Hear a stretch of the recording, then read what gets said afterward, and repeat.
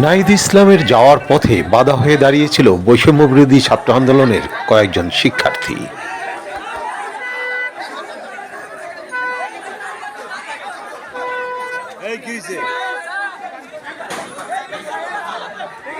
একদম বলো তো আমাকে, কি হয়েছে, মূল ঘটনাটা কি হয়েছে তোমাদের? এখানে বিষয় হচ্ছে আমাদের মহানগরের যে আহ্বায়ক আছে, সে আর কি আহ্বায়ক সাহায্যে আছে, সে অনেক দুর্নীতির সাথে যুক্ত, আর আমরা বঞ্চিত।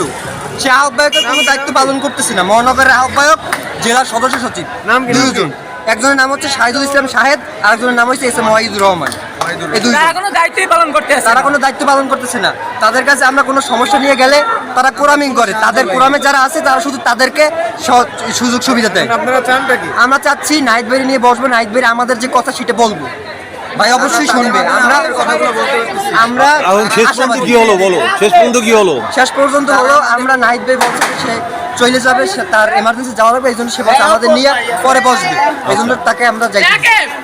তবে শিক্ষার্থীদের এই পথরোধ করায় ক্ষুব্ধ কেন্দ্রীয় নেতৃবৃন্দ।